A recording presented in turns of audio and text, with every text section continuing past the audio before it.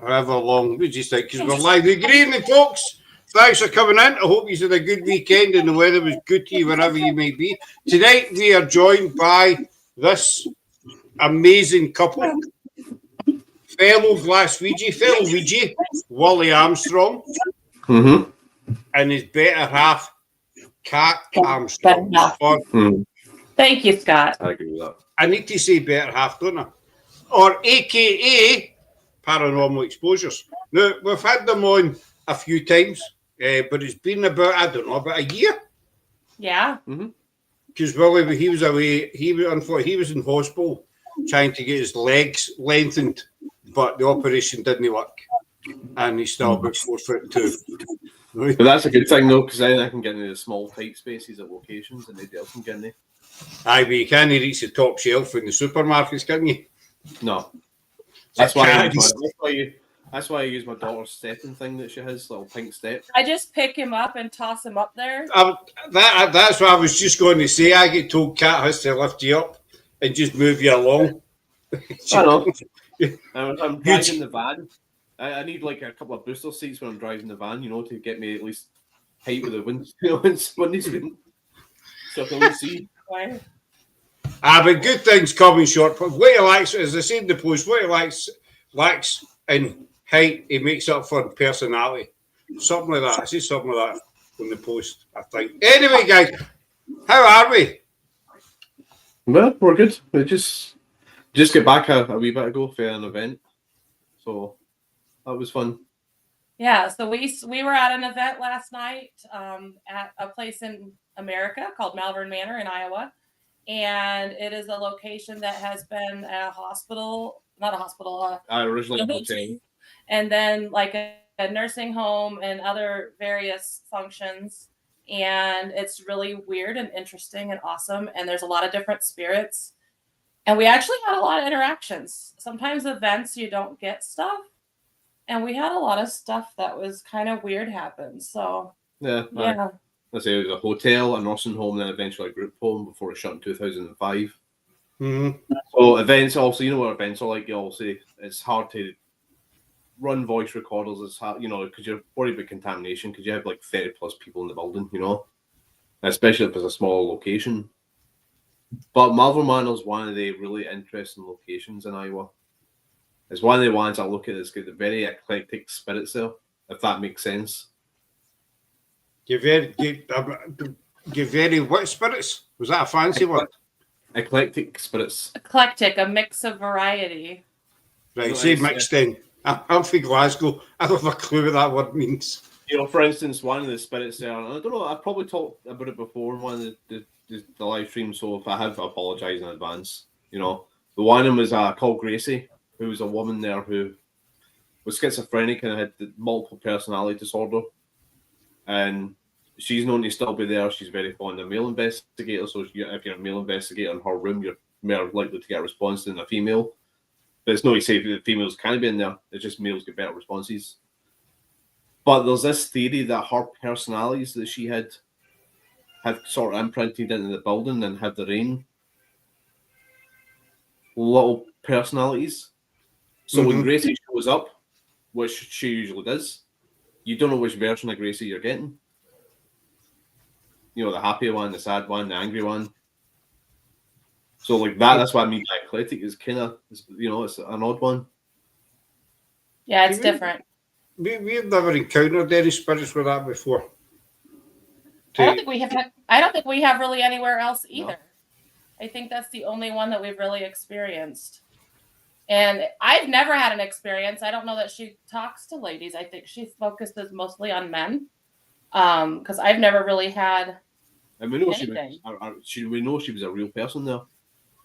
She was a real resident there. So we did Loudon-Kirk. We did Loudon-Kirk, the farm. I don't know, about a month ago, 4 or 5 weeks ago, and there was Laura, Sarah, and myself, and the guy that owns it. And the spirits didn't want to talk to me. And I don't know why, because I'm quite a likeable kind of guy. You know what I mean? Kat. I can totally understand. In the world of the living, in the afterlife, it kind of differs, I think, Since we don't know much about it, It probably is. It's probably like, yeah, I can talk to you, but I'm not going to talk to you, which is unfortunate because you're a likable guy. Exactly. I like myself. I like you too, Scott, or we wouldn't be here. So, well, not very that many means- people put up with me, so you do well. I do tolerate. Kat's got a habit of slagging me off, quite a bit. I don't think we've ever done a show when she's been totally nice to me from start to finish. No, you're not going to get that. Let's see how many minutes we can go. Right. Even when we met in person about 2 years ago now, something like that, two and a half. Yeah. And I was still getting slagged in as well. Yeah, we'll continue. And You that's enjoy when I it, realised You how enjoy short it. Billy was. But like I said, I can get into little spaces and occasions that people can't get into. So When he got out of the car and you told him to stand up.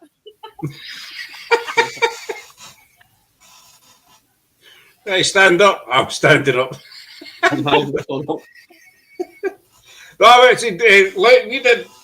the farm, and we go through what we know is female spirits, and they just weren't interested in talking to me. There's a Laura, hey, beautiful lady. Sorry, I'm feeling great. Hey, sending you both so much love. I take it, I'm assuming she's talking about you, Kat. Well, I do have the hair, and you are the one that's bald. William said that that's the difference between you and I, so it must be me. That's how you can tell us apart, isn't it? God, I didn't even last a minute. No, You didn't. you didn't last a minute. I mean, you tried. Shucks. But, well, at least you tried. That was maybe about 40 seconds or something. Maybe. So I'll take that, but I know as Laura says, sending you both. I should go with that as well. What you just did. Sending you both so much, so it's also used to it, not me. I get sawed all. Mm-hmm. Now we gotta wait to see if she has anything nice to say to you, Scott.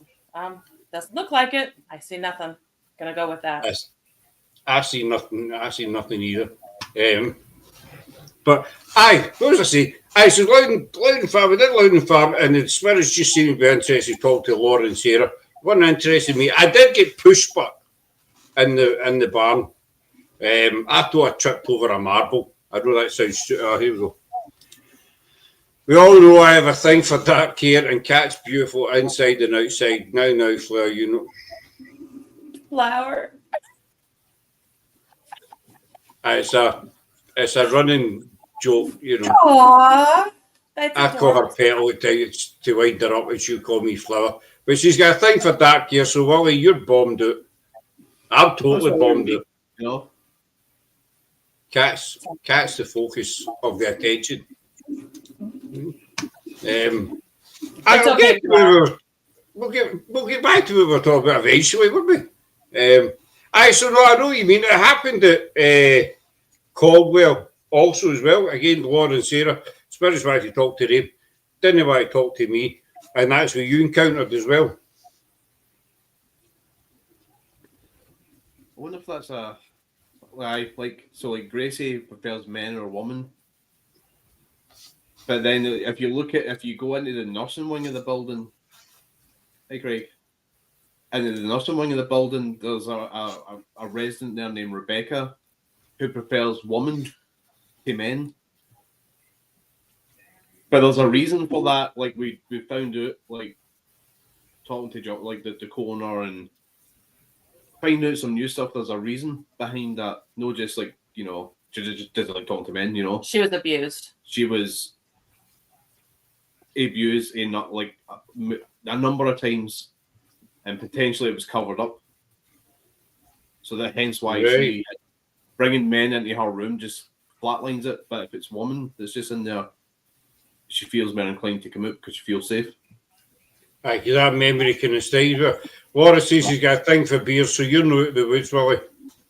Oh well, I mean, I've got a chance, so I mean, I'll take it. I mean, my wife is a flower, I'm the thorn. I think this is like a love match show and not really a paranormal show right now. I don't know why. like blind date. I used to watch that. Mind that blind date. Cat probably never seen it. Well, some of them I think here like blind date. There were several dating shows like that. Yeah. What was the other show she had? Surprise or something like that, wasn't it? Aye, that stupid song. No offence to all the woman's passed away. What? She's no longer ways. So Godzilla. I will confess, I used to watch that as well. So that here's the Cell Black. She was a lovely lady. No, What's that? Alcohol. It's no alcohol. It's just a Diet Cola. In case people think I was drinking. Handsome bearded men just stick together. I mean, I don't really talk about paranormal. That's why we're married. Handsome bearded people stick together. Cat just shaves more often than Molly does by the looks of it. Yeah, I can't afford a razor. I can't afford one. Aye, that's because you don't get enough allowance. I just use a hair trimmer. That's what I can afford, so I can do my hair and hair at the same time. No. I tried growing a moustache once, and it just didn't. Because I'm a kind of strawberry blonde sort of fair hair kind of. Well, I was a long time ago, you know. I mean, I can see I can see how you were like that sometimes. This is just me checking. This is just me checking my messages from my favorite person, Jamie Lynn, who says, "Just so you know, I am watching. I just can't comment because the group didn't accept my request, and YouTube doesn't allow comments. You and your beautiful hair. So my hair is just loved by another person, and I just wanted you to know, Scott." Who is it? My friend Jamie Lynn Keller. Tell them try again with the group, and I'll let them in the new. Well, I don't know why she wouldn't be able to can't comment on YouTube because that's where it's at that you're seeing it. So I don't know that you can comment on it not in YouTube. If she tries to join again, then I'll accept her the new. I don't have to tell her anything. She's watching. Jamie, if you just request to join again, Fleur, and I'll just tell her how beautiful she is and that you love her, and we'll all be good. I don't even know the lady. Well, she's one of my favorites. I'm sure if she's a friend of yours, Kat, then I'm sure she's as beautiful and all that nice sort of stuff. Absolutely. If you request to join, I'll pop it through. I'm waiting on it now. So what else happened in your event? So the part that was weird for me is we were up on the second floor. We had just swapped groups. So we were in two different groups, and part of us did downstairs first, and then we went to upstairs. And they had this REM lantern that was sitting in a bathroom. And the first group said that they were getting so many communications with this lantern that she was lighting it up, answering questions. It was a woman in the bathroom, this, that, whatever. And I'm like, it looks like it's hitting electrical current somewhere. Can somebody put a K2 in there? And the K2 is lit up with it. And I'm like, so I don't know that I can go with that. What else can we do? So we threw on a voice device. So we were listening to a Spirit Box, and we were getting responses on Spirit Box. And it was funny because the one gentleman, and he actually helps out at this location often. His name is Lewis. They're like, is it okay if Lewis goes up in the attic? And like instant loud, no. And you're like, poor Lewis. Is it okay if somebody else goes up in the attic? Yes. Is it okay if I go up in the attic? Sure. So I went up in the attic and sat in the attic alone. Now, mind you, this attic is like stairs that are like this big to walk up and down between the floor. And like they're little tiny, really steep steps. Like you have to walk sideways because your foot doesn't even fit on him unless you're William, and then he can fit really well. I was dying to say something, but I didn't want to interrupt you. I saw your face. I threw it in there so that you could have that moment. Love you, buddy. But I went up there. I put a few of the little cat balls out, and I put a REM pod out, and I just turned off the flashlight, and I'm sitting up there, and it's pretty quiet, and I can hear their Spirit Box running downstairs because it carries down the hall. And you can hear him asking again, well, can Lewis go up there? No. I'm like, poor Lewis, that dude. The whole building all night long was like, anybody but Lewis. No Lewis. Which kind of was humorous the whole night. And then it was okay with another lady going up. So she came up and sat with me. We put out a few more pieces of equipment and we pulled out an ovilus and I just set it on the floor. And she had another device going. And her thing says priest. My thing says reverend. And I'm like, at the same time, that was kind of cool. And then we're talking all of a sudden about like the word Kelly came through somewhere. And so we're like, Reverend Kelly is associated with a different location. So about 40 minutes away is this place called the Villisca Axe Murder House. And he's one of the potential suspects for the murders. And what made it weirder is like shortly after that, my ovilus then goes, Johnny, which is the guy that runs the Villisca Axe Murder House. And I'm like, I really don't know what to say about that. And then they're downstairs and they're like, their spirit box comes through and says something about Kelly. And I'm like, Reverend Kelly, are you guys getting Kelly downstairs and we're getting Kelly upstairs? This is kind of weird. But it wasn't the first time of the night. And it wasn't the last time of the night that the building was like, well, where the hell's Johnny Hauser at? He's supposed to be here so we can harass the heck out of him. And it was just really weird. And then we were up there and all of a sudden we're getting some other interactions and we're hearing a noise in the corner and we had footsteps and you could hear them go through. And I assumed somebody's walking in the hallway downstairs and they're like, no, oh my God, we thought that was you. They could hear the footsteps downstairs also. And they were up in the attic and they could hear them downstairs. And then it wasn't that much longer. And then we had the footsteps again, but the girl and I up in the attic, we could feel the footsteps on the floor the second time. And they could still hear the footsteps downstairs. And then shortly after that, we both saw a shadow figure in this little blocked off cubby hole. I saw it first and it moved to the right. And then she saw it in the position to the right before I could even say where I saw it. So it kind of validated that I saw it here and she saw it here. And that's what it was doing. And I thought that was pretty awesome.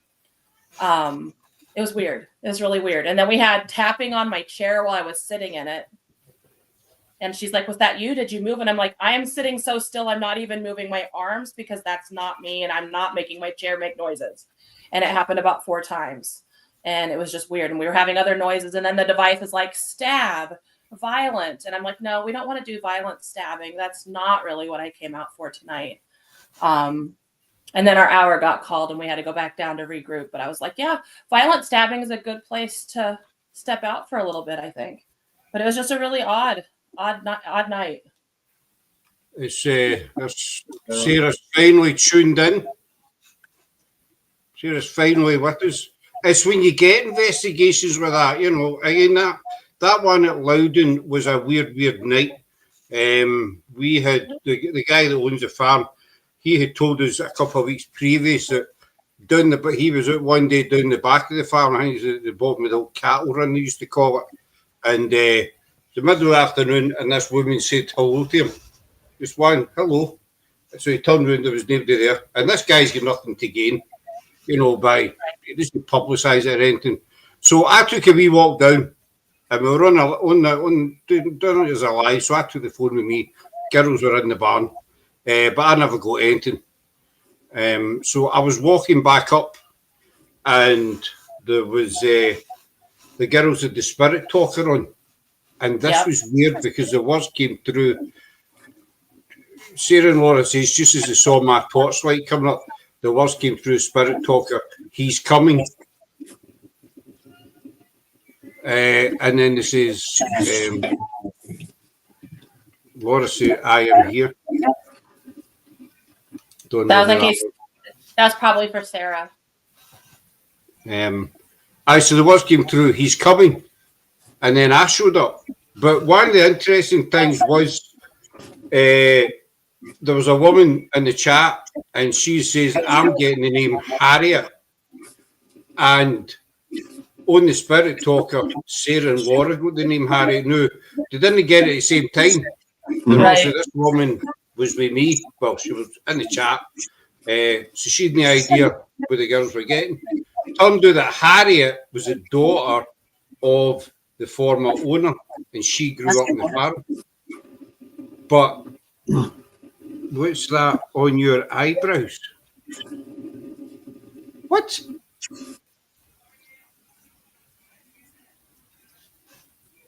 I don't know. I don't have a clue what that means. Yeah.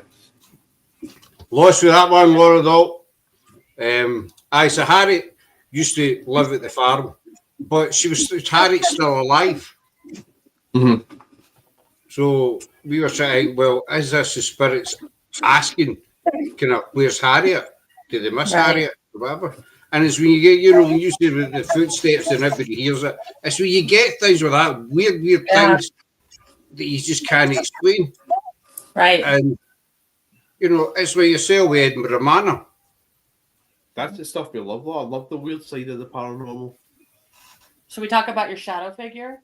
Or not so much figure? I can't even. I'm trying my mind to debunk it. I walked in the hallway because we don't know where William is, and he apparently went down to what they call the Shadow Man hallway again. And there's 2 other guys that were down there, and he just joined in with them. And I finally found him, and I'm like, "What are you guys doing?" And I walk in, and he starts explaining what he just saw, and I'm like, "Uh-huh." So they call it the Shadow Man hallway because it's known for a shadow figure to appear and basically charge at people. The thing is more residual in nature because nobody's been scratched or punched or slapped, anything like that. So it seems to be residual in nature, but that's in the nursing wing, which, despite being built in the 50s, they call it the newest addition to the building. And we were facing, so when you walk past the nursery station, this side on your left is the Shadow Man part. On this side to your right is where leads up to Rebecca's room, which I was telling the lady who does men in there. Mm-hmm. And we're watching the door across from Rebecca's room because there's just a slither of light coming through. And we keep seeing something block it. It's like something moves in front of it, moves away. And I'm like, it's not car going by because I don't hear cars. I check at least a couple of times for people. I don't see people outside. Maybe somebody walking past is just I find this odd. And the 2 other guys that are with me are they can see it as well. So I look away for an instance, and then I see something at the doorway, at the bottom of the doorway, start to move in the hall. And it's darker than dark. That's the way I can explain it because it has an outline.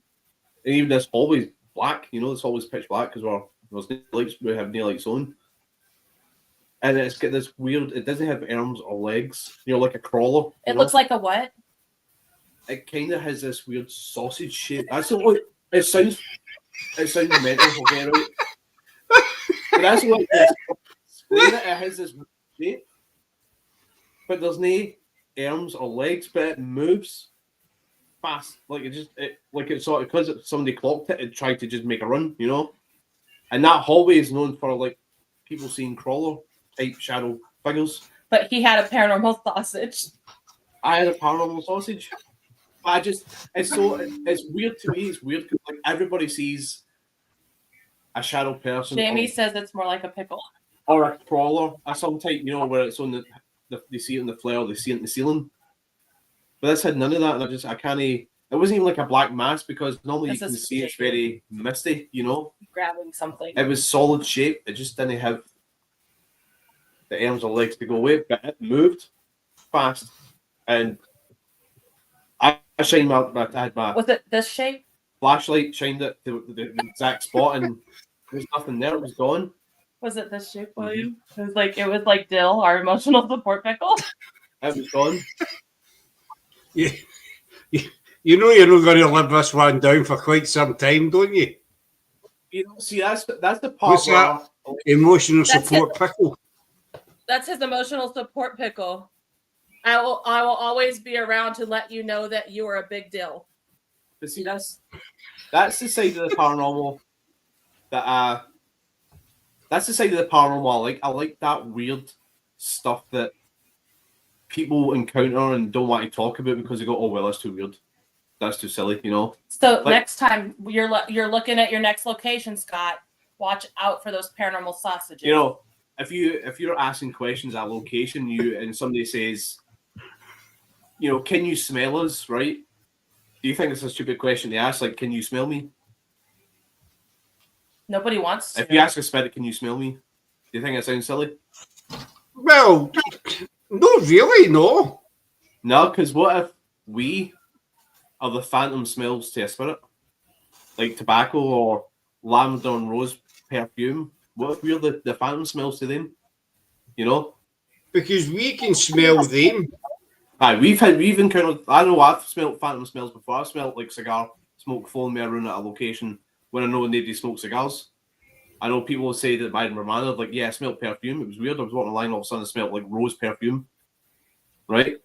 But what if we're they smells to them? If we're the ghost to them and the disembodied voices and the disembodied footsteps, what if we're the smells, See, it's no a stupid question. What's that? We're getting a wee bit of an echo. Can you hear that? Yeah, I don't hear it, but it's my computer, and it'll Your stop in a computer. second. But I mean, the smell thing, we did Loud and Kirk with Spike Paranormal Perry Pinchers, and I had the headphones and the blindfold on, and I was standing.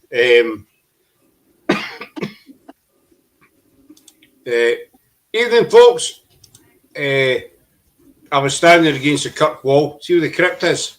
I was standing there. Everybody else was out at the monument. Mm-hmm. And I could smell perfume. Really, really strong perfume. I thought one of the girls, because the Perry Pinchers were there, and there was a couple of girls in their team. Laura and Sarah were there. And I thought one of them would walk towards me, but I smelled it 3 times standing there that bit. And after I took the stuff off, I realised that nobody was near me, and none of the lasses had perfume on. But then standing at that monument, I smelt it again, and I says to him, "Can you still smell that?" Nobody else could smell it, but it was really, really strong. I've had the cigar smoke one, and I had it at Malvern Manor with our old team when I was upstairs in the second floor, and it was following me around. I would go into one room, there it is, really strong. I go into the next room, and it's gone. So I'm looking outside to see if somebody's walked past, smoking a cigar, or they threw the butt of a cigar down or something, and maybe it's just drifting up. The smoke is drifting up, and maybe one of the windows in the second floor are open, so the smell's getting in, Mm-hmm. But no, all windows were shut. I couldn't see anybody walking past. I knew the building to look to see if there was a half-smoked cigar lying on the side of the road or the pavement, but nothing. But see, I agree with William. Because you can't hit me because I'm too far away. With the weird stuff. See when you get something that you've not had before. Oh, I love the weird stuff. I love the weird stuff. That's the most exciting things. I just wanted to make sure everybody got to hear about his paranormal sausage because it's fun to watch him talk about it. That's weird, a paranormal sausage, but that's how my brain. See, that's the thing as well. That's how my brain saw it. But the guy next to me never saw it. But if he had seen it, if sausage was bigger, he would have. Would he have seen the same thing? Would it look the exact same to him? So, like, if you flip that, taking the flip side for spirits, right? There's every spirit, see each person, like, everybody is the same. Okay, so it might look like shadows or ghosts or illusions. Or does every spirit see every person different? So, yeah, Kat might look like a shadow, but I might be a phantom smell. You're definitely... Somebody next to me might be colours, You may be a cocktail sausage, William. Aye, something like that, aye. He wants to be a sausage roll with, like, the extra blanket around him. Or, like, if something touches you at a location, like you said, something that a barn pushed you, right? Something that was it where you pushed me behind.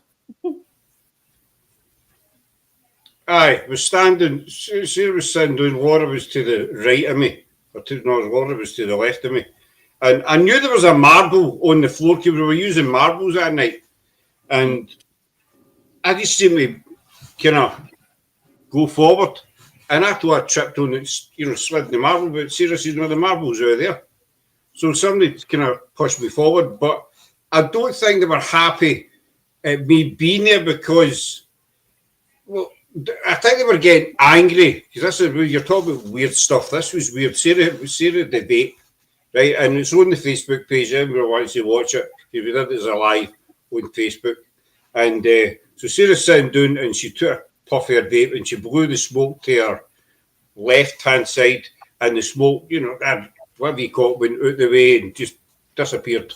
It's normal. She done it to the right-hand side, and it only went about a foot and a half, and then it was as if it was hitting a wall. And it seemed to kind of go and then up the way. And she kept doing it, and it kept doing it. It would just stop and kind of go up the way. And then later on, it looked as if, how can you describe it? She was weird. If it was the vape smoke was swirling around, if somebody was standing there, try to, I don't know, wave it away or whatever, but the smoke started going round and round. There was no drafts or anything, because I tried testing it with my lighter in all different places, and there was no draft coming from anywhere, so we couldn't explain it. Reminds me of Stair.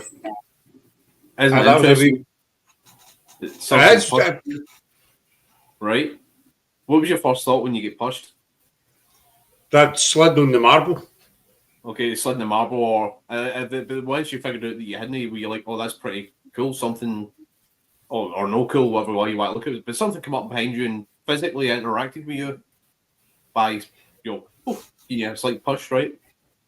I was kind of standing there thinking, right, was the marble, so what was it? Yeah, and the cool thing, you'd be like thinking, wait a minute, how did something come up behind me and physically push me if it doesn't have a physical set of arms in the first place to push me? Because I was definitely thinking forward. Spirits don't have a physical body, so so how did something without physical arms come up behind you and push me? And push you? And how come if it did it, that kind of thing? If it just touched you, how does it touch you without a physical horn? It didn't have physical eyes, but it saw you. Like, it walked up behind you. And also it didn't have physical ears to hear you, but it's hearing you guys talking, Aye, we've had many users, we've had many replying to questions, and even again with Loudon when I've said, I was up at the farm with EVPs, it's always a woman saying Scott was up at the house, or he was up at the house, full sentences.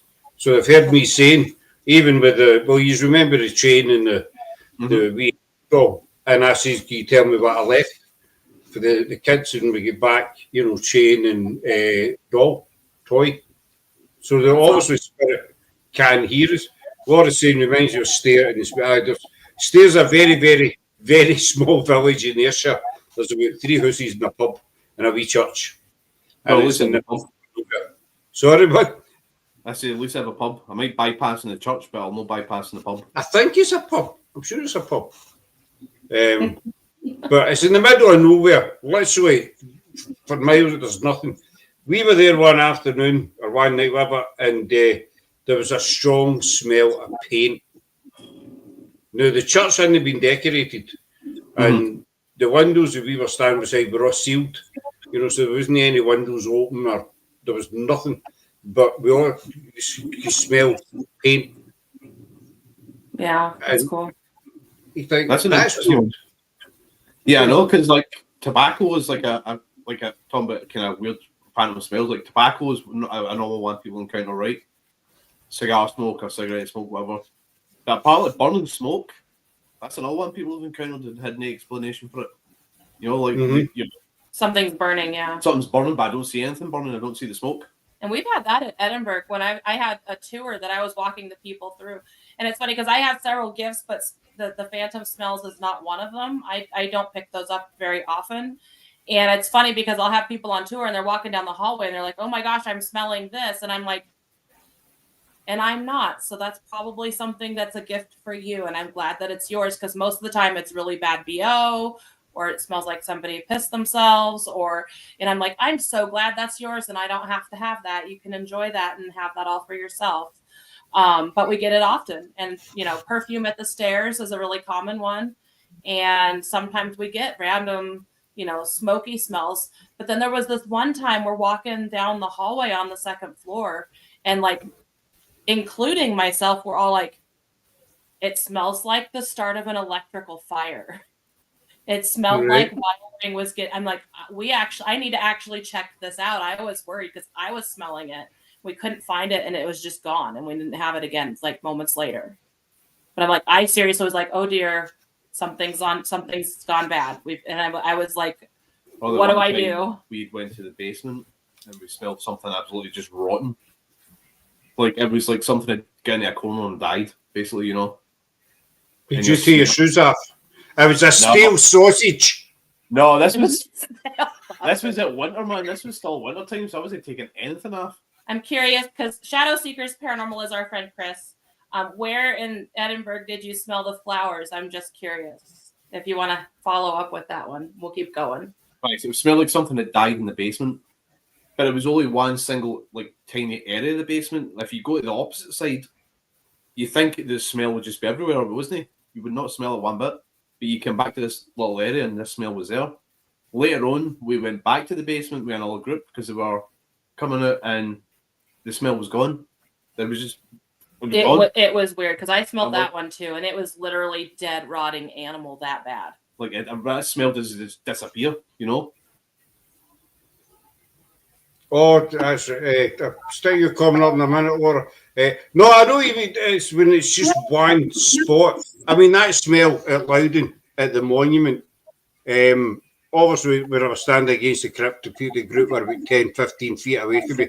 So a wee bit of distance, but when I was standing at the monument, everybody was standing beside me. I mean, you're talking about a foot, 2 feet away from me, arms length, basically. And I could smell it really strong, but nobody else. It was as if it was in a kind of bubble sort of thing. You know, when I was in the middle of this bubble, the smell was there, and nobody else could smell it all around about. And so I get exactly what you're talking about. Laura said, that's right. Have you tried the Spirit Talker, by the way? So you forgive me, your panel, something the Marvel came through the Spirit Talker. I pushed them. So we do not use Spirit Talker. We have one gentleman on our team that very much likes it, but I'm not a fan so much of any of the phone apps just because I can't explain how they work. So I can't debunk how they work. And there's so many statements that we get that are just repeated things through the Spirit Talker that how do you know which ones are the real ones and which ones are not, or which ones you're making a correlation with because it's something that makes sense to you. But how do you know it was actually meant to be that, or if it was one of the ones that's coming through random? Because we get a lot of repeat, like, I'm with you, I'm dead. And those happen repeatedly all the time. So are those actually somebody communicating that, or is it something that's just happening? Sorry, my dog is barking. For me, it's really difficult for me to say, well, I know for sure this is real because it makes sense here. Or is it still another random? It just happens to make sense here. And so I struggle personally with that for me, that I want to be able to know how it works. And I don't know how to tear down an app and understand how it works, if that makes sense. Shadow Seeker saying first floor by the pool table room. Interesting. So men's side flower smells. It's trying to cover up the William smells, maybe. I was going to say something there, but I came out so wrong, so I'm not going to say that. It feels like a residual smell. It feels like a residual smell. You know, like a family member visiting a resident, taking a bunch of flowers to them. Very unlikely because most of the time people didn't get visitors and flowers and things when they were there. I probably would have had family who would come visit. It was a poor farm. A lot of the people didn't have family come visit. Maybe in the nursing home days it's possible, but less likely in the early on days. Scott's going to come over and hang out with us someday. Scott's what? Scott's going to come over to Iowa to hang out with places named after Scotland. They'll probably play. I'd love to do Edinburgh Manor, but I know what you're saying, Kat, about the phone apps. We use the Necophonic. We have for more or less day one, and we use the Shadow Talker. It was GSI that recommended the Shadow Talker. And there is words, you know, there's X amount of words loaded into it. And right.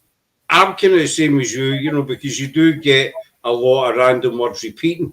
So you need to debunk them. Even if they do mean something, you need to stick them to the side. Right. You know, because you don't know 100%. But it's when you get something direct, like we got the name Harriet on the Spirit Talker, The last in the chat got Harriet. The owner of the farm told us, they researched it later on. I think it was about a week later, they mailed us, and they found who Harriet was. Right. And when Laura says there, the spirit talking, says, I pushed him. And I think Sarah, one of the girls asked one of the spirits, how did you pass? How did you die? And it came back, I had cancer. Mm-hmm.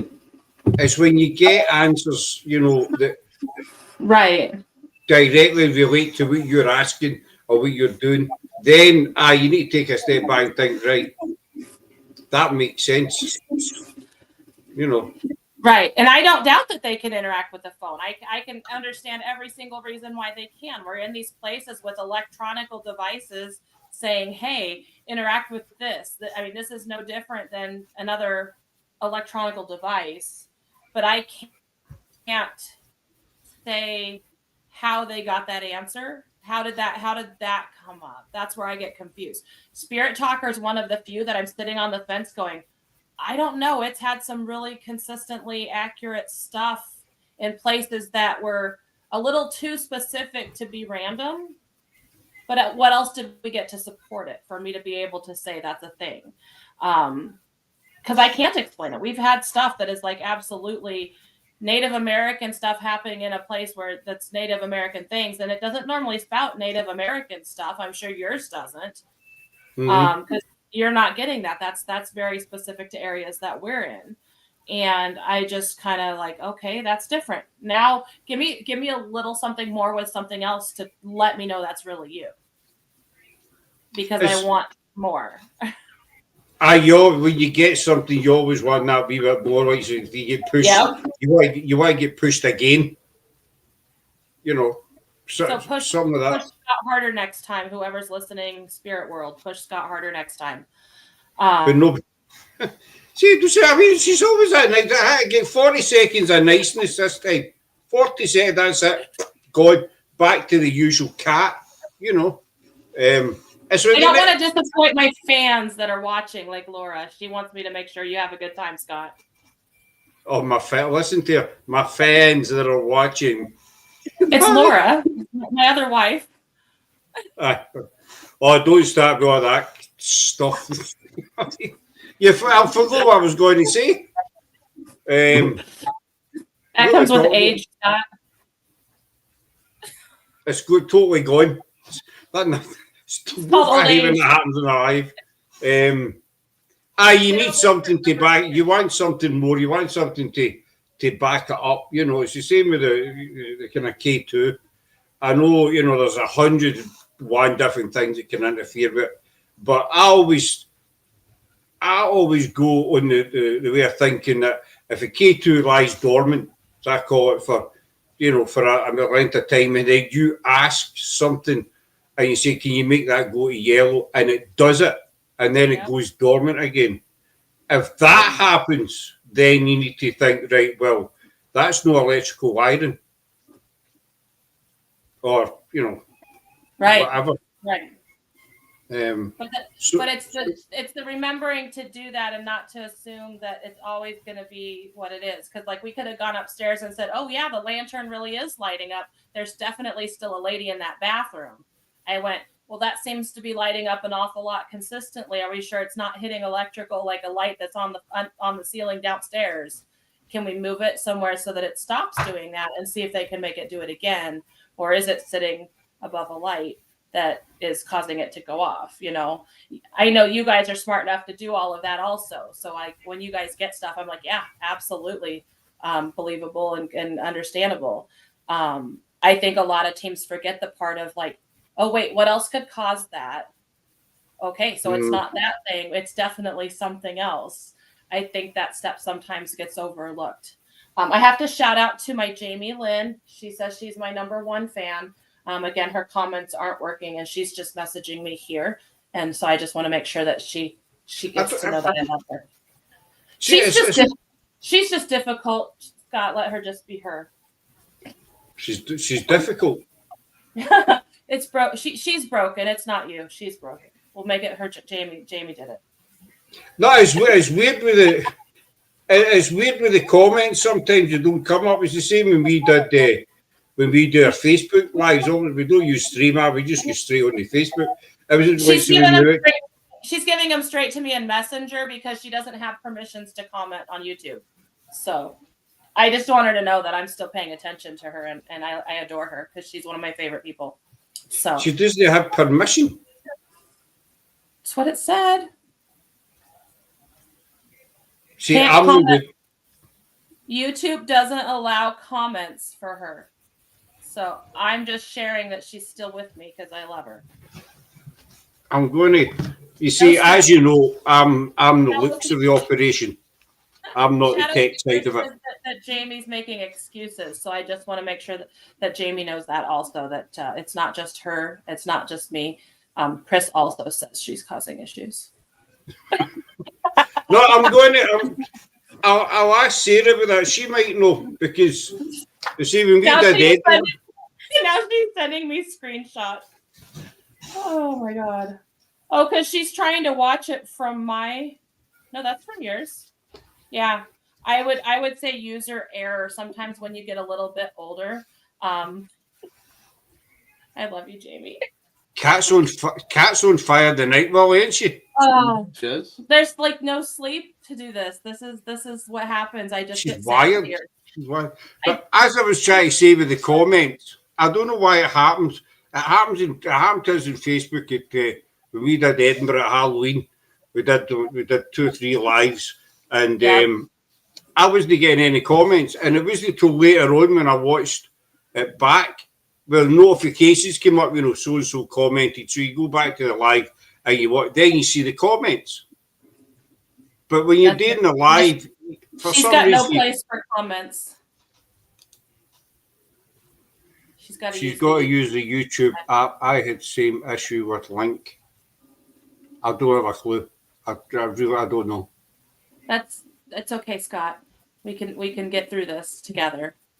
Well, we'll be okay, Kat. We'll be okay. Step by step, we shall reach the summit. Is that what you're saying? Maybe I put the wrong link. You take the high road. I'll take the low road. And I'll be in Glasgow before you. Well, that's because you're there. Maybe I put the wrong link. Go on. No, they're good. They're watching, so it's not the wrong link. It's just something with their app that's not letting them in, and it's okay. Apologies, folks. I don't know. I'm thick as hell when it comes to all that stuff. Well, I'll tell you, But you take the high road, I'll be in Glasgow before you. I'll tell you this, Willie, non-paranormal related, but the likes of Georgie Squares are on, right? Holy moly. That was an animal fight in your house. You're welcome. Was that a cat fight? That was 2 cats fighting, and our dog thinks that she's the police. And so she jumps in the middle of the 2 cats fighting. Oh. You can keep him. I'll get the kitties. All right, I can keep you. We went in Glasgow on Friday night because the lights are on. On paranormal. This is the paranormal, by the way, folks. And because we go every year. But there's only one street. Say you get Georgie Square, obviously. There's only one street open, and it's the street at Queen Street side. Right. You can't get round near the lights at all. Why's that? Also, that used to be fully open. That's what I says. Sarah Law in the Wainways, and that's what I says. Used to be able to drive right round. That's weird. But the council, in all their wisdom, have shut three sides of the square off, so it's just one road now. And they put big high fencing around it. I know it's totally nuts. And St. Enoch's Market, don't even start beyond that. It's a long time since it's been there. St. Enoch's Market, that used to be good as well. I did, but I think it was last week we went, or the week before, and it's tiny. There's absolute disappears. There's a lot of food stalls. There's about 7 or 8 food stalls, and then a couple of wee rides for the kids, and that's it. Total mince. But that's nothing to do with the paranormal. What's your view on the apps? The apps? I mean, aye.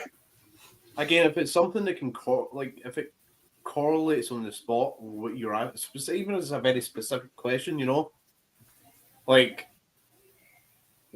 asking a particular name that might have been brought up, or hey, this person was mentioned because they did this. Can you tell me that person's name? And instantly it gives you the name.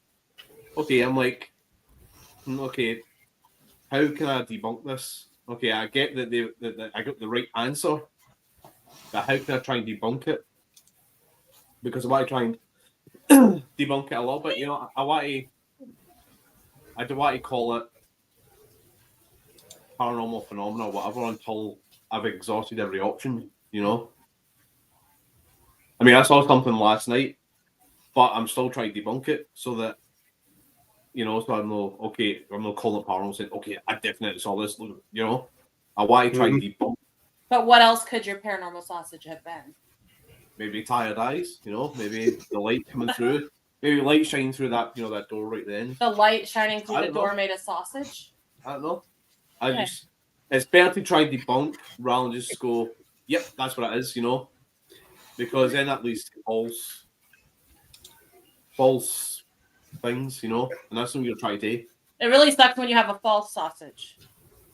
She's really hung up on this sausage, isn't she? I know. I think I've had this all weekend. I've had all weekend, like you would have been better saying, just a shape. That's black. No, I'm going to, if I see something, I'm going to describe it how I see it because that's how my brain interpreted what I saw. Everybody I think sees something different, so they'll interpret it like this is how I visually saw it because that's how it appeared to me. Were you hungry at the time? Were you hungry at the time? No. Right, well, that bomb's actually I like traditional crawls that people see them with the arms and the legs, crawling on the flare or crawling on pipes on the ceiling. This never had any of that, so I'm like, that's why I'm confused because if it's a crawler, which people have seen in that hallway, they have seen shadow crawlers. Where's the arms and legs? And another guy was saying he had also seen shadow movement on the floor, and that is where he saw it. So it's, And it's not a mist. It's not like I said, it's not like a black mist because it has that mist. And this is why we needed Jamie to be here. You're welcome, Scott. You needed that.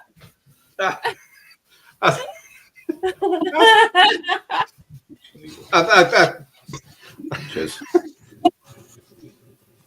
Yeah. I don't have an answer for that one. Scott, you have permission. No, it's fine.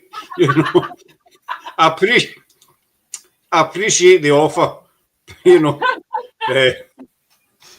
Okay, well, you'll just have to settle for his pickle. I'll just say that. No, I'm not even saying that because that sounds so wrong on so many levels. It sounds mental. It sounds stupid, and everybody just laughs at it. But it's like that's how this thing was in front of me. That's how it interpreted itself to me. Now, maybe if somebody else has actually fully saw it, and they might have seen a different interpretation, or because it could appear differently. I don't know. I'm not laughing because it's stupid. I think it's adorable. Same way, like when I asked about, can you smell me? People laugh at that. They're like, "This. I hope you don't smell me." But who knows? Maybe they can smell us. Maybe the phantom smells. I don't know. I don't laugh because I hope they don't smell me. I hope they don't smell you. That's the things that paranormal is no normal, and that you have the scientific side of the paranormal that people apply, through repeated experiments to get that, to get that evidence to say, okay, this thing is real. We have repeated things that are happening, and then you have that weird side, that weird shit that people they want to talk about. They don't really want to talk about though because they'll get laughed at. Well, I'm going to move away from your sausage. That sounds bad. He's done with your sausage, Will. No, when you're talking about weird stuff, right? I'm going to because obviously Loudon is a place we go to quite a lot. It's your favourite location. But we get asked once when we were there, I think Rosie Cardi was there, are you ghosts? I came through the necrophonic, are you ghosts? and we thought that was really weird. Mm-hmm. Right, and there's an interesting thing about that, right? That whole, are we the ghosts to them, right? So I've been working this little thing for a while now at a few locations. I call it this envelope experiment. Now, originally the idea was you get somebody to write a question on a piece of paper, and then you do an EVP session, and you ask like, "Hey, there's a question written there. Can you tell me the answer to that question?" Now, the idea is somebody writes the questions that you're not a part of, so you don't know what the question is. So if you get an EVP, an answer, you check it with whatever questions wrote in the paper, right? Mm-hmm. So then what I've been doing is taking each individual question, like, what do we look like to you, for instance, right? I've got 6 answers for it, like, and one of the answers is ghosts. And it's wrote on a piece of paper which is folded up, put in a smaller envelope, and then a number is wrote in front of that envelope, 1 to 6, because of 6 answers, right? Now, I had somebody who's non-paranormal affiliated to help me with this. I gave them 6 answers, I explained what I wanted them to do, and then I walked out of the room. So they assembled it all. So I had no partner, so I didn't know which order was anything in. Got it back out, put the smaller envelopes in a bigger envelope, and then sealed it. And then what I did was I didn't touch it until it was time to go, our next investigation. And I brought this out one time, and Kat was on the SS, and I was explaining this. I was like, okay, guys, let me explain it first, and then when you feel comfortable, we'll start, all right? So, I want to back you up just a second. I, under Estes, had no idea he was even going to do this experiment, because when we went up to the spot that we were doing the experiment, he didn't bring any of that with him. He actually went back down to get it. So for anybody that likes to be like, oh, well, you can fake that and plan ahead and plan for that, I didn't know when he was doing whatever, and I refused to let him talk to me about his envelopes, because I don't want to know what the choices are, or if you're doing it or if you're not doing it, because I think that keeps it more valid. Mm-hmm. And so, like, he literally left middle Estes and goes, hey, if I'm running downstairs to get popcorn because they made some promise to a little girl if she answered a question that they would bring her up popcorn. And they replied with, no, thanks. See you, Jamie. See you later, Jamie. Hey, Jamie. And then a little girl comes through and is like, popcorn, 3. And they're like, oh, so you do want them to get the popcorn. So they went down to get the popcorn that we had downstairs, and he went down and also got the envelopes. And I'm still in an Estes, blindfolded, completely oblivious as to what's happening. So it makes it even cooler that we got an answer. So I'll go back to him now. So I bring it up, and it was a question, what do we look like to you? Right, it's wrote, I write it on the back of the bigger envelopes, so I know which, and I keeps track. So I have a bunch of these envelopes now that are based on different questions with different answers that correlate with that one question. So as I'm explaining out as Kat's on the SS, I'm like, I'm going to ask a question, but before I do, let me explain it. I have I have this big envelope here, and inside there's 6 smaller envelopes. Inside the envelope, a folded piece of paper where I have one word answer to the question I'm going to ask. What I'm going to do is I'm going to put them on the flare, lay them out. I want you to look at them and tell me the answer that you think is right. And if there's no one answer there that's not right, then you tell me what the answer is. Or tell me the number that's wrote in front of the envelope. And of course, as I'm explaining this to Kat, she said, yep. And then she said, let's go. Kind of like, let's go with this. So I'm like, okay, so I open up the bigger envelope. I'm starting to take out the smaller envelopes. And straight away she goes, 3. Oh, that was 4. No, it was 3. Wasn't it? Okay. She went 3. I've not got the envelopes on the floor yet. So I look at the rest of the people and I'm like, okay, let's just open up 3. She said a number.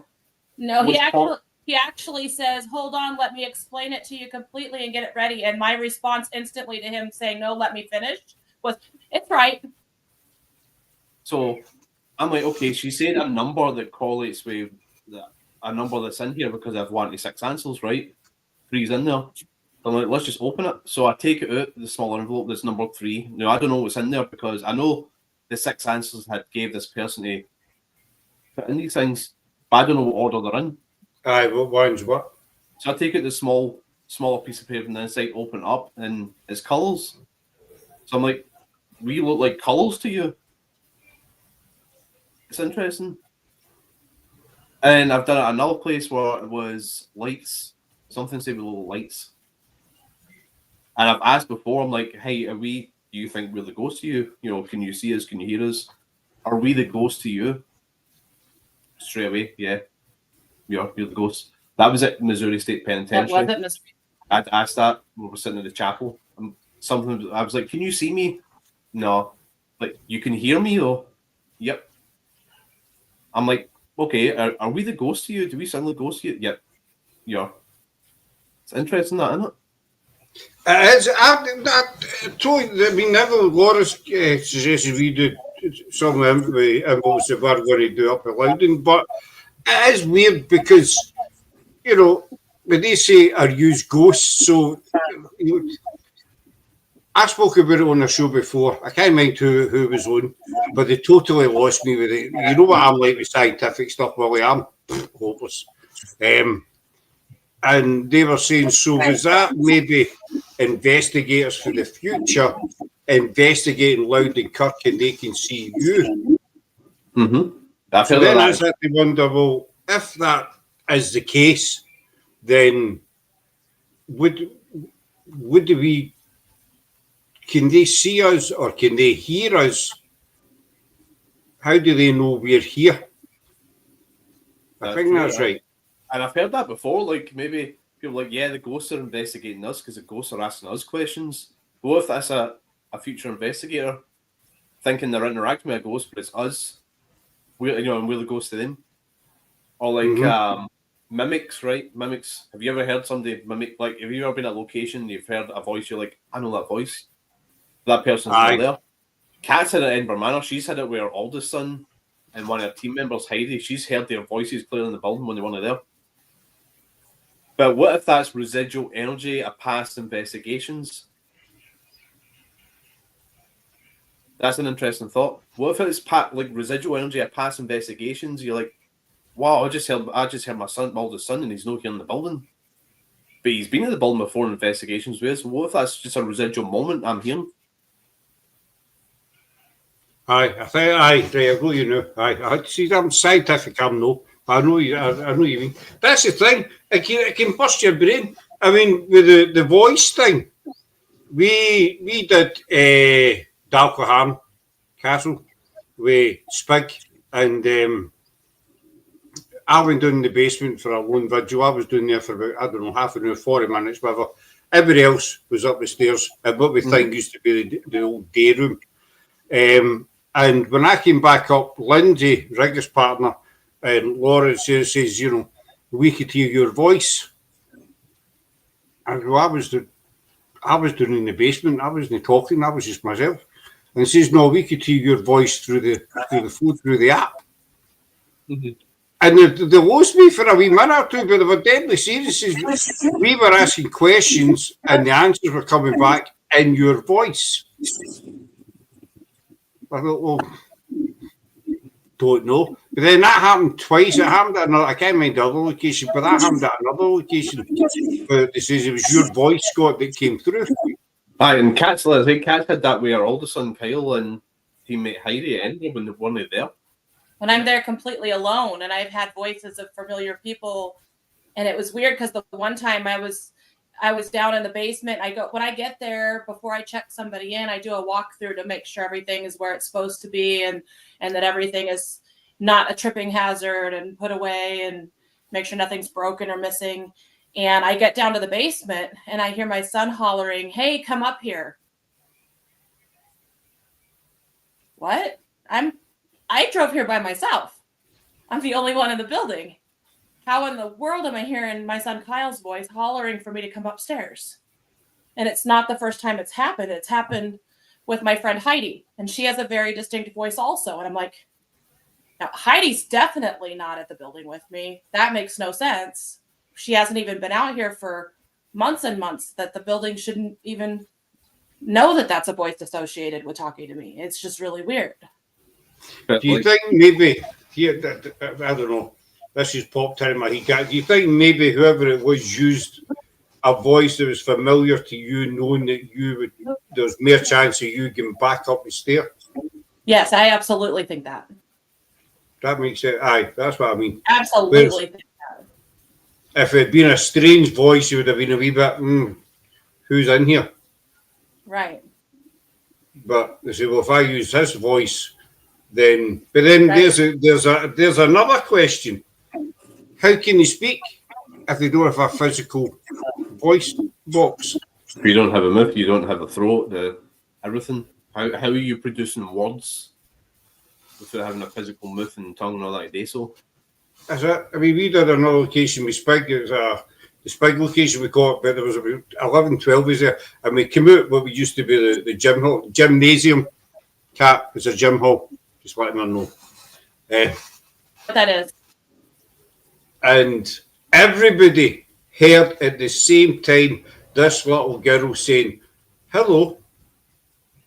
We all heard it. Everybody, and we just all stopped. It wasn't a case of one person heard it.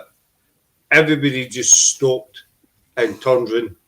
And obviously, there was no real answer there. Everybody heard it. Then you think, well, how can that wee girl say hello? right, what is coming into play to make that happen?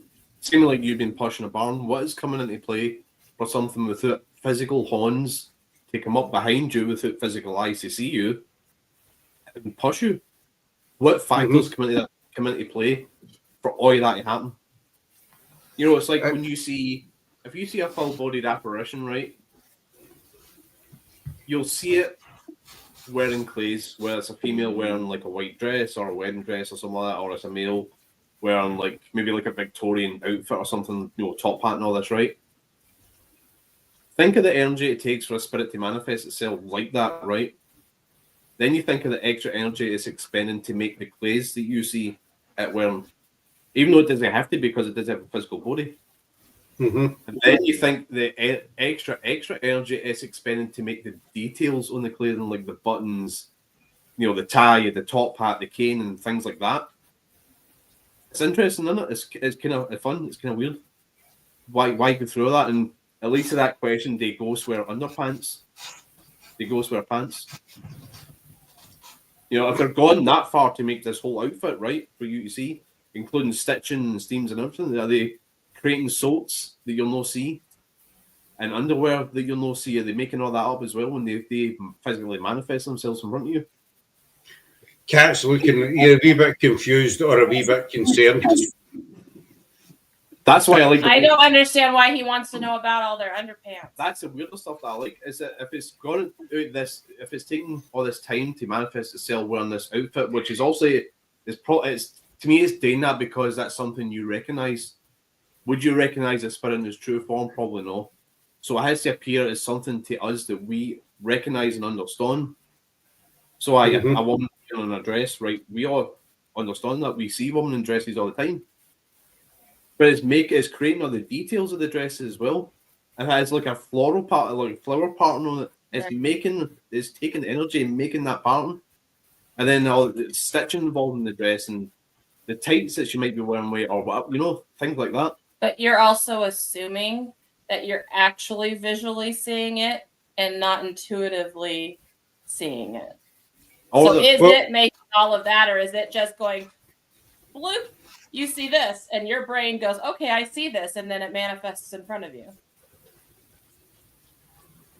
I don't know, because at Loud and Cut, I seen a little girl, and you're talking about a millisecond, up about down the back end to the left of the Dempster plot, looking out through the trees, and it was like a millisecond, but I saw her peeking out, and there's a story Rick McCallum told me last week. He was recently over here with his team, and they were staying at some castle, and he was talking to somebody, and they were telling him about 3 workmen who saw a lady in the gardens after the castle had closed.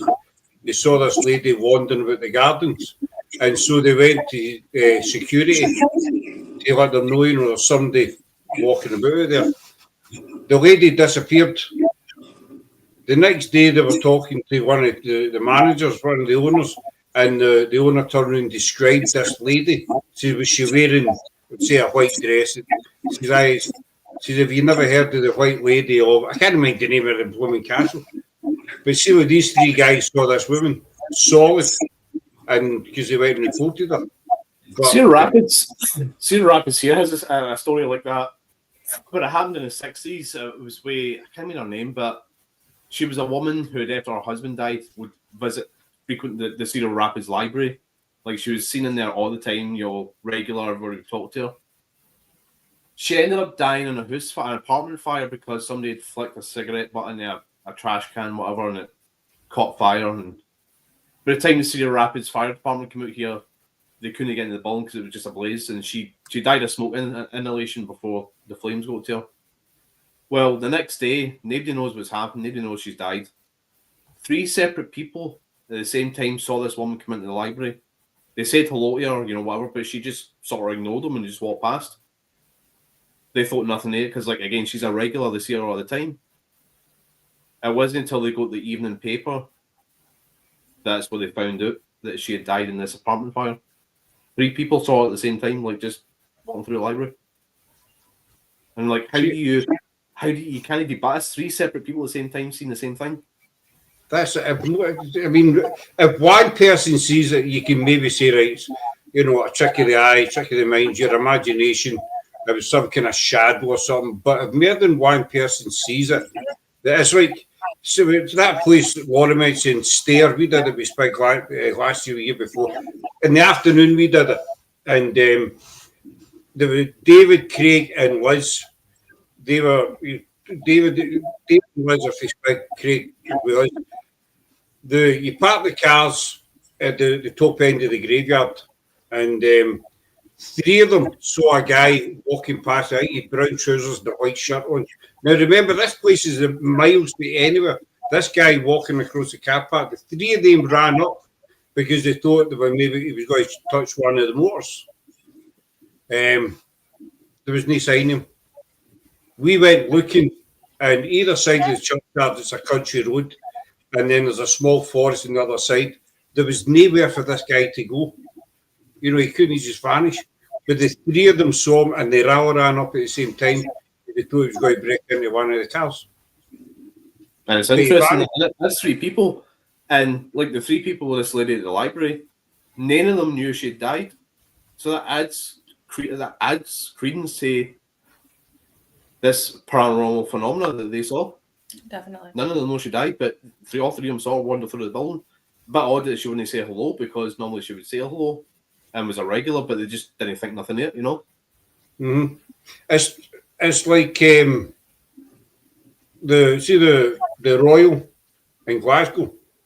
I was listening to a guy last week, and he was telling a story that one of the doctors, obviously the Royal's really, really active, haunted as a Victorian hospital, but he was talking about a doctor that he was just starting the shift one day, and this guy came up and says, asked how he gets out of the hospital.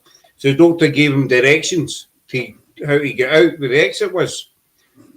So one of the doctor's first jobs was to go and, confirm my death, whatever it is to do. He went out of the ward, went to the bed, and it was the guy that just asked him for directions. And the doctor swore down blind. He just asked me for directions, how to leave this hospital. The guy... I honestly believe that personal thought, but hospitals to me are the most haunted places on earth. The Royals, life and death is equal there, as one life comes into this world, another life is leaving, And the thing with professions like that, doctors, nurses, police, even military, who have encounters with these things, these are trained professionals.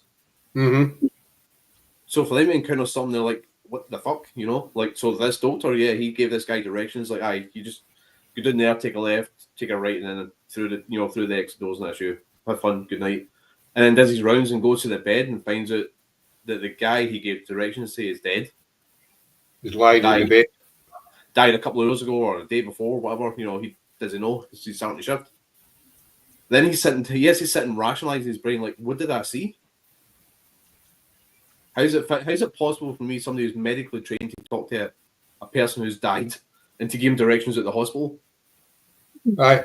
But that's it. You just don't know. I've been asked a couple of times, have you ever seen a ghost? That thing out loud, when I seen the wee girl I just saw myself. That could be my imagination. I'm not putting that down as a positive sighting, but I think I seen something. But as when someone says, have you ever seen a ghost? Say, well, I don't know.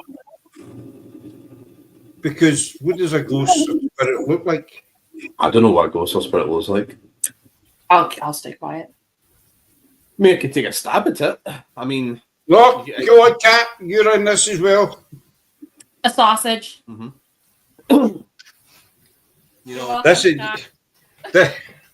This is going to be your legacy. Well, I mean, I don't know what a ghost is personally. I mean, I could take a stab at it like everybody else could, but that doesn't mean to say I'm right. I mean, is a ghost basically just an echo, and then it's a spirit? Well, they say that a ghost is an echo of the past. Yeah, like a residual moment. Aye, a spirit is where you're looking at.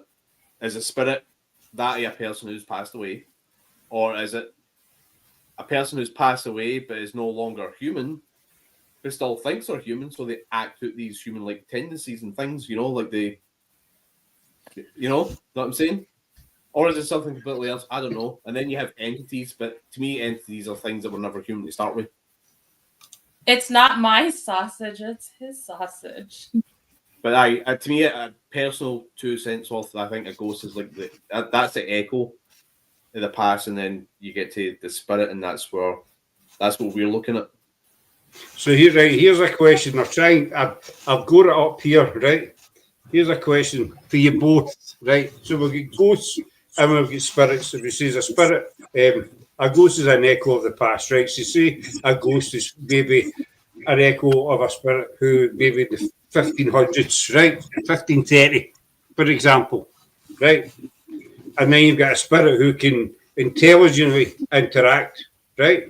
Now, back in 1530, when this ghost, passed, was he a spirit when he passed? That's a good thought. That's a good point. When does a spirit turn into a ghost?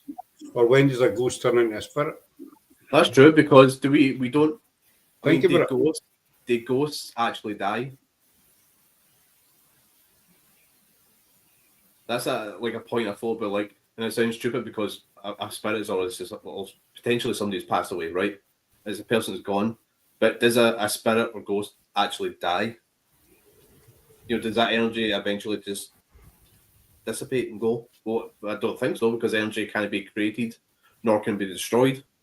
But does it eventually disappear? How come you don't see caveman ghosts or dinosaur ghosts or the dinosaur ghosts? We have had weird sounds that could very well be dinosaurs. How do we know they're not? But I've seen an article, and I don't know if it was Higgy Pop Paranormal or somewhere, that said I guess the article was taken out of context, so I have to mention that so we're no bashing on it, because the article was taken out of context for the person that was talking to the news at the time, or the newspaper, whatever. But it said paranormal expert says ghosts only live for 100 years, right? And I'm sitting here thinking, well, no, people go to the battlefield of Gettysburg and they see Union and Confederate soldiers there. They see their spirits wandering around. Did you say paranormal experts? Aye. But the article was taken out of context, so I have to say, okay, that was kind of unfair. They took this person's words and kind of swapped them. But if you go to Gettysburg, people have seen both residual and they probably had intelligent responses of Confederate and Union soldiers, and that's more than 100 years ago. Mm-hmm. So they're back. It's the same. I mean, Kilmarnock train station, we investigated there a couple of years ago, and down the stairs is it's now a bakery, and the girls had reported two women they start about 4 or 5 in the morning, and they'd reported hearing footsteps and doors shutting and stuff like that. Nobody else was doing there. And it turned out that the downstairs used to be the living quarters of the staff when they worked there. And I said, well, what time would the staff kind of start working? Would they begin? It's possible that what you're hearing is a residual of the staff getting up in the morning and getting organised to go and start their daily work the daily jobs. So if that's the case, right, if it is the staff from back, I think it was 1800s, when the other people passed away, who decided that they were going to be ghosts rather than intelligent spirits? How do you know that those footsteps are only residual? What did you do to confirm that you're not getting any other activity? Like, has anybody asked with other equipment, did you make that sound, to know if there's an answer of yes or no? We did investigate down there, and we got a couple of noises, nothing much. We get Sarah's name came through, because the area is quite a narrow little corridor, and there's fire doors that lock automatically on either side. So when you go in here, you're kind of trapped, for want of a better word, you know. But two of the staff were there to let us out and in. And Sarah had said, we were using an echophonic, and the word trap came through, and Sarah says, see if my name comes through there, I'm out of here. And the very next word that came through in echophonic was Sarah. But obviously we couldn't get out. So, and we know that the doors open and shut, and as I say, they lock automatically when you shut them out. So it wasn't a wind or anything blowing the doors open. We got a couple of noises, but for what the girls were telling us, to us it sounded like it was residual, especially that it happens every single morning. Right. Yeah, I don't think, I mean, it's just a personal thought of mine that ghosts or echoes. Can I ever prove that? Probably not. No, I'll never be able to prove that.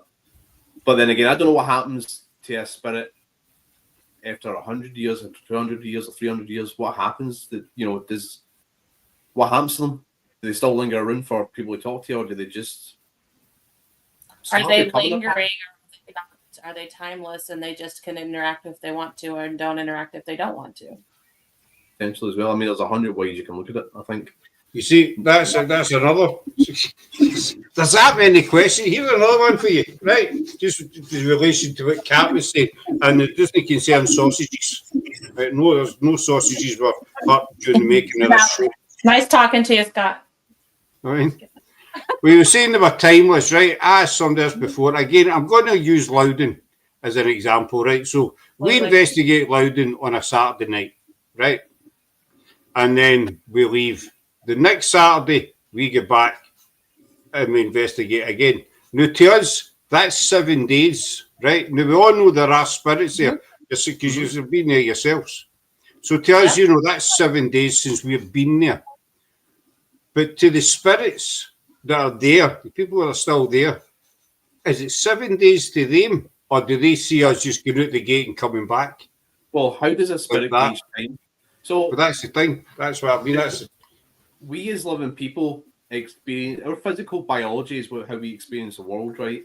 We experience light, touch, sounds, colours, shadows, time. Our bodies experience time. You know, we get old, you know, we physically age and then we pass, right?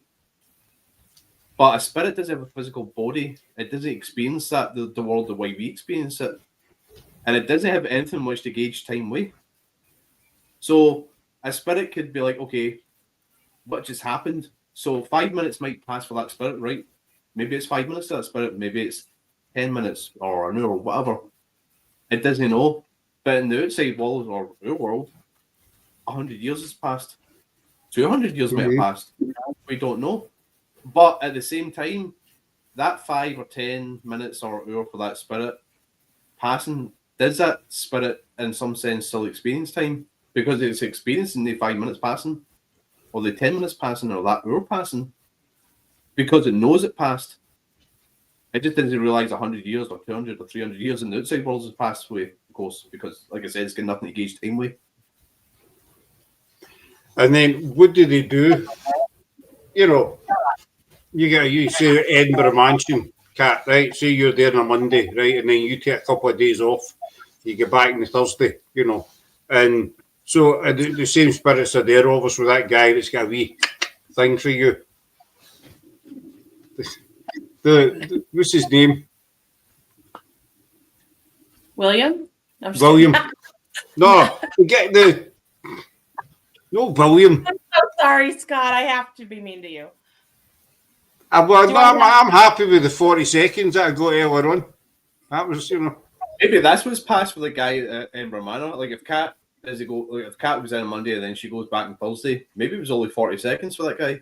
Maybe it was a minute. possibly. He just knows that there's Kat. I see her coming in, and then he thinks about something, and then he sees Kat walking in again. He's like, "Did she go out and come back in for something?" No, realizing 4 days have passed.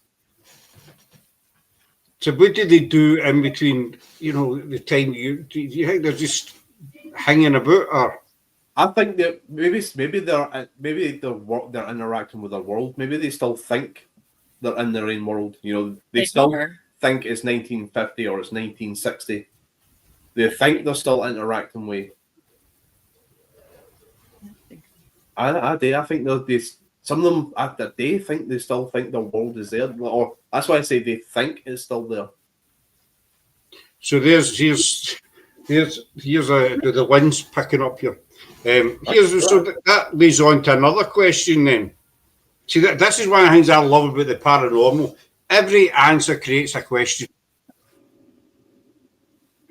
So if they're thinking that they're still in the 1950s, right? And so are we visiting them or are they visiting us? I think at haunted locations, they're not in our world, we're in their world. That's their world, So if they still visualize it or see it or think they're seeing it as 1953, right? I think to them it's going to be 1953. They might see it. And then us walking in, they're like, "Oh, who the hell are these guys?" That's how come nobody else has seen it? I'm seeing other people, but these other people not seen it, and I'm seeing it. So but then why the things that we bring in and the things that we place that are there today and not 50 years ago? Who knows? Good point. If we put down a K2 on the table, can they see that? Take out the cut. They remember the toy and the train. Even we got marbles as well because we took marbles up the following year. And our future investigation is saying, can you tell us what we left and we came through marbles?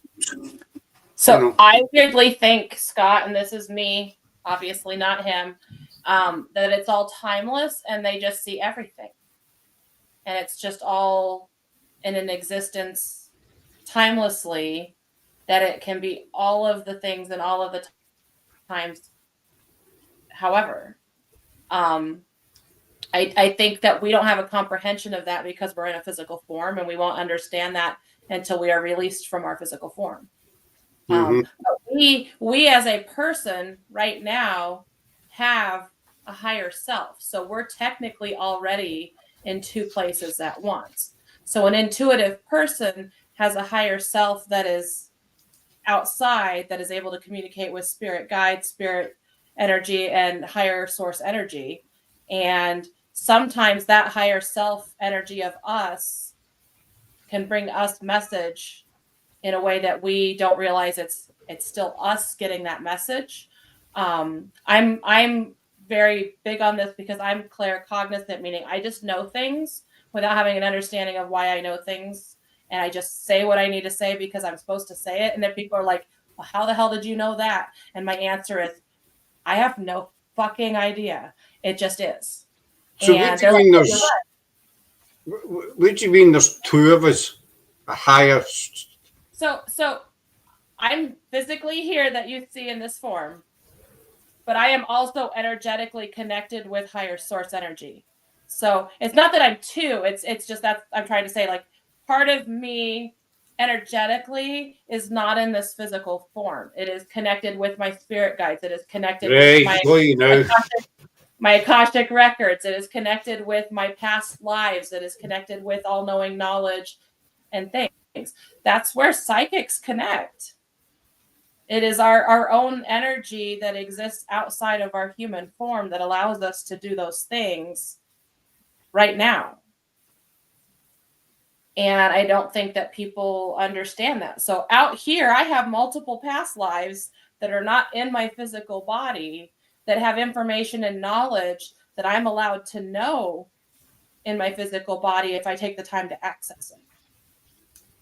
But those past lives are just there in existence. There's no timeline on them. They're not something that's designated by when they happen. It's just knowledge that is, and it's a part of who I am, and it exists. But the timeline of it doesn't matter.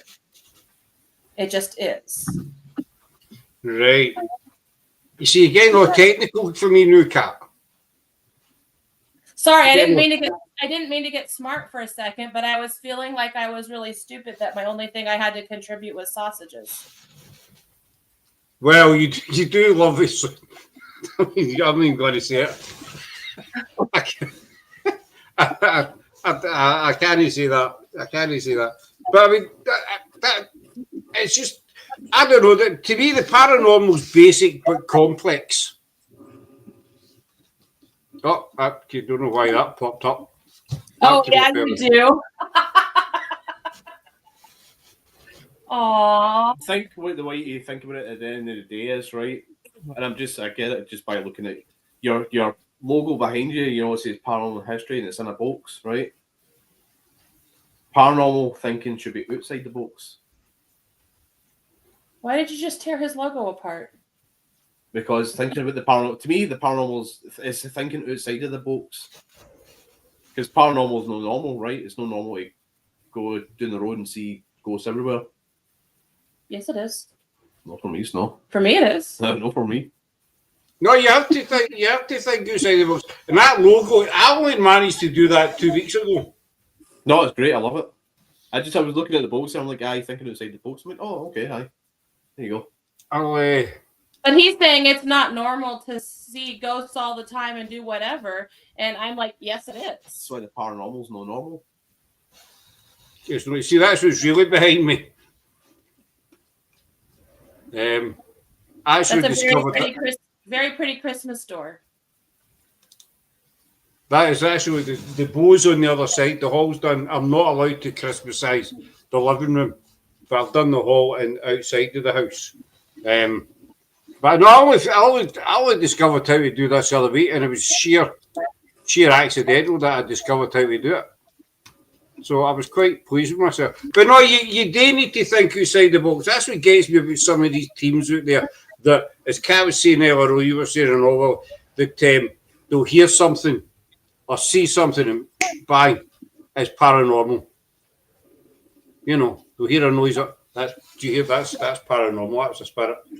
That's a demon. You know, they jump in the paranormal wagon. We laughed so hard last night because after everybody ate dinner, we had so many growling stomachs that were digesting food that it just became a laugh. And we actually got interactions laughing about it because apparently for the spirit side, it was funny that we were all making jokes about, you know, the demons and bellies that are growling in the hallway that we were standing in. It was pretty funny. But, I mean, we've had giggles kind of thing. But spirits still get a sense of humour. I think they still like a laugh and a joke. You know, they're the exact same people. Same as we were saying earlier on. You know, like you get spirits that prefer women, spirits that prefer guys. Because maybe you'll get a male spirit who was a bit of a ladies' man in this life. You know, like and the sausages. And so, you know, when they pass over to the other side, there'll still be that ladies' man. You know, so I talk to a woman. I love the weird stuff when it comes to paranormal. I'll never stop championing that kind of side of things. If it's weird and it happens. Can we go weird for a minute?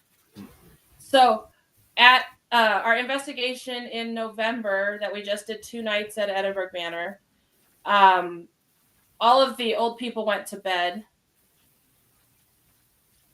And some of the young people hung out with the kids, and we stayed up for hours longer and kept investigating. I'm just being a brat because I'm the old person here. And you obviously use the Necrophonics app. So I have to ask you, does your Necrophonics app make weird noises that sounds like you're stirring macaroni? Has it ever done that? No, So I've not heard it, But we had weird jokes happening in our team because one of our team members, Ethan, anybody listening back that knows who Ethan is, he's just that kind of a kid. And he was making jokes, and he made some joke about macaroni. And I'm not going to go into it because it's not appropriate. And then the necrophonic The sausage is up. No. We're just not going down that road. But Good. immediately the Necrophonics app replies with, and you're like, what the hell is that? It can't do that again. There's no way it's going to do that sound again. And it did it right away. We're like, okay, so what now? We have this thing making sounds we've never heard come from this before. Is it the app, or is it something using the connection in the phone to make those things and as a joke to Ethan? I'm like, William. But then it says an inappropriate word, and we're like, well, that's something. And then we're like, so who are you calling that name? Ethan.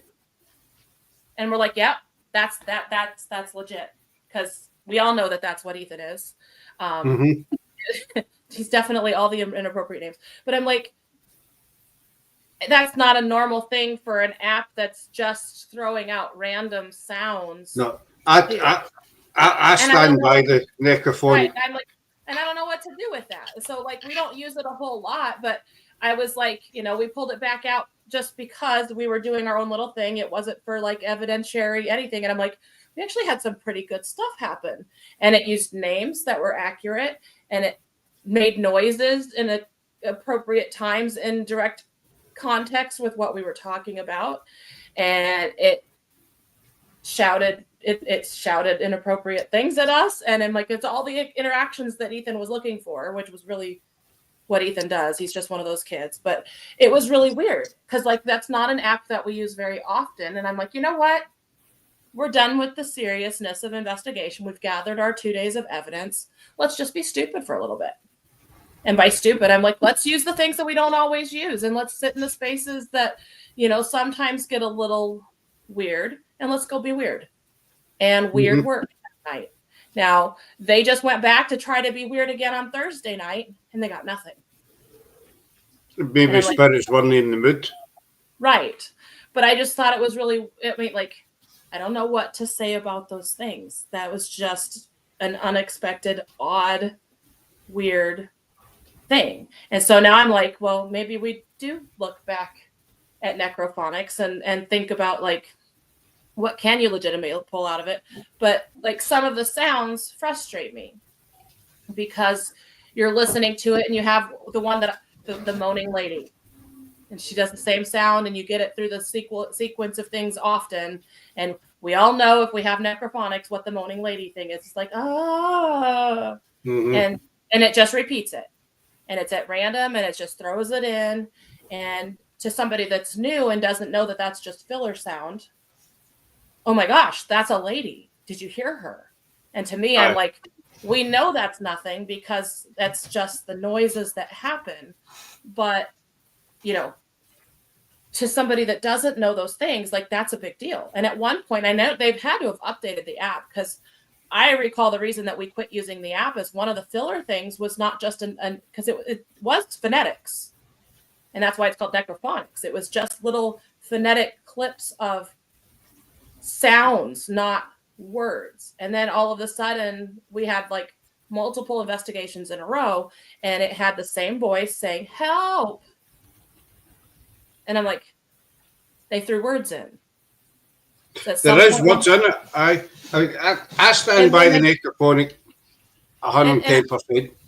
Right, but I'm saying we've gotten legitimate stuff, but then there's those things like, if they would have left it alone and not thrown those words into the database, I would have liked it to have stayed that way.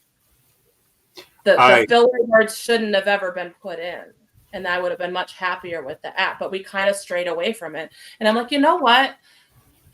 Let's just get it out and try it again. It's been a long time. I don't know why it has to be a scary voice. Why does it have to be a creepy voices? Why can't it be less than creepy voices? Why can't it be, not everybody wants to talk scary, creepy things. Let's talk in nice voices. Give the lady something pleasant to talk about instead of screamy, moany voices. It adds to the atmosphere and the tension and that. But I mean, the necrophony, a lot of people put it down. We've used it since day one, but we've had accents through Scottish, French accents, Irish, American. We've had full sentences, but I've had two personal things. One was when we were at Stair. Every investigation we do, we always feel there's a little girl following us about, and we always get the word dad through constantly. And so I lost her daughter in 1992.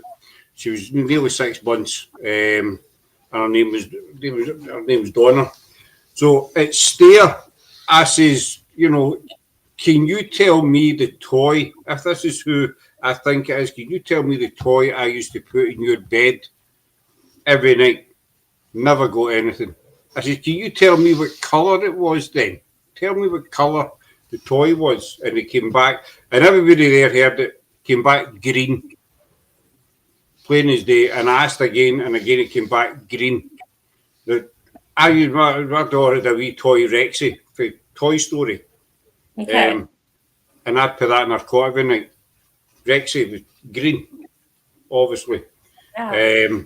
And then there was another time, a couple of years ago at Halloween, I did a lone vigil. I did a lone walk round at Loudon. And I was standing at the Dempster plot and I get my left sleeve tugged twice. Right. So when Rosie Cardy was up, we were at Loudon, and I says, can you tell me who it was that pulled my sleeve? Because I've never ever found out. I says, who was it that pulled my sleeve when I was here? And it came through the necrophonic. It was me, Daddy. Oh. And everybody heard it. And I've got it on the computer. Came through as plain as day. It was me, Daddy. Right. And so that's how, I mean, people can knock the necrophonic. That's their own, everybody's got their own opinions and all the rest of it. But when you get stuff like that, when I go the word green and I go the words, it was me, Daddy, then you think, you debunked that for me. Right. And I'm not saying that I'm knocking it. I'm just saying, like, they could do better if the sounds that were in there were not words. I know. I totally get what you mean, Kat, because you turn it on and you get that. You know exactly the one. Yeah, everybody knows. But if you've got somebody new in the field that doesn't know, they're going to immediately jump. Or the teams that are using it on like their Facebook Lives, and the people watching have no idea, and then you're getting the help, or you're getting the moaning lady, or you're getting the slithery whispers, and that's all filler. Mm-hmm. And it's not the words that we're listening for. And so they're like, you have to learn the context of what you're listening for. Obviously you've used it enough that oh, that sound means nothing. This is the words that we're listening for. But there's a learning curve to using it. And I just feel bad for people starting out. And like, I don't knock it. I actually have had people, they're like, I'm here to investigate, but I have zero equipment. Is there anything that I can use? And it's one of the very few apps that I'm like, you know what? I'm not big on apps, but you're not here to try to prove to one or another person anything about the paranormal. You're here for a personal experience. Go for a phone app. Absolutely go for a phone app. Why? Because there's an opportunity to get something. Mm-hmm. Rather than sitting with nothing and having nothing to get an interaction with. It's a long night when you have no equipment, no anything, no sounds, no lights, no nothing, and you're just in the dark, no recorder. There's there's still an experience to have, but there's a lot less of an experience to have. And so I say people just use your phone. Just go along, sit, put the voice recorder on your phone. Yeah, we do that. Press record and just ask questions, and then after, say, 5, 10 minutes, 15 minutes, whatever, stop and play it back and see if you can hear anything. You might get the wind, you might get sawed off, or you might get somebody actually saying hello. It's That's it. It's, as I say, it's just that many different avenues to the paranormal. I mean, the necrophonic, I call the Whispering Lady we go to Caldwell when he came through, is your light better now? And I said that to so many different people, and they all came by and says, that's not through the app. That's not through the app, yeah. It's no through the app. And, that's what it was. I have absolutely had stuff, obviously, that's not through the app. It's something putting things together to make it speak. Absolutely. And then you wonder, as Willie was saying earlier, how do they manage to see it? Mm-hmm. Because they don't have all the bits and bobs. That's true. But I've just noticed the time. That's an hour 3/4 we've been on, and you folk have had a long weekend and stuff like that. I think Kat's ran out of sausage jokes. I think she is as well.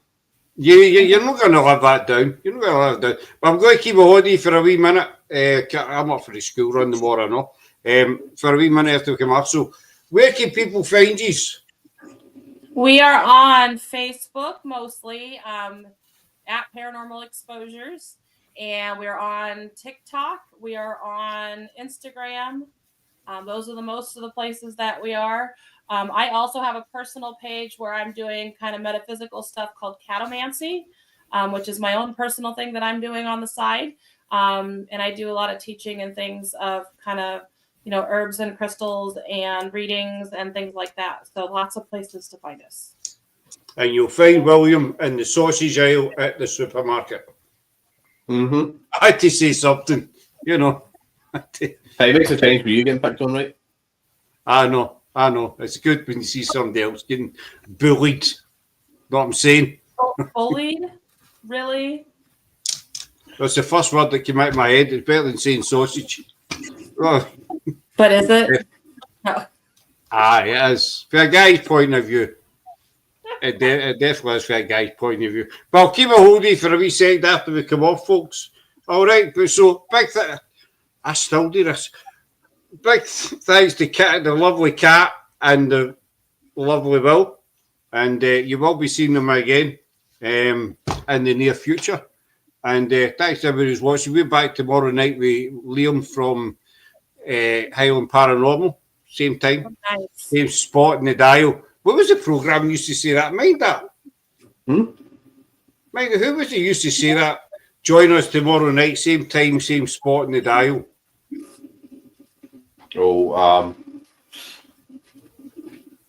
Like I can hear it in my head, I just can't get the programme. Oh, it was famous. It was famous for years. Same spot, same time, same spot on the dial. I can't remember who it was. I remember Batman, same time, same place, same Bat Channel thing, That's the whole thing I remember. It'll come back to me. It'll come back to me. It's when you get these scenes. Sorry, Kat. It's okay, Scott. Well, I'll be okay, aye. Yeah. I love how you come on here and reassure me. Makes me sleep better at night. Once you start losing your hair, your thoughts have nothing to hold them in. Well, my thoughts, there's been nothing to hold my thoughts in for the last 30 plus years. I'm not going to give an exact figure, but, it's over the 30-year mark, shall we say. You know what I mean? But anyway, folks, so we're out here. Thanks to these two again. And I do apologise. I do apologise for the sausage jokes. I hope it's not put you off. And we'll talk to you again soon. All right, take care. Bye. Bye.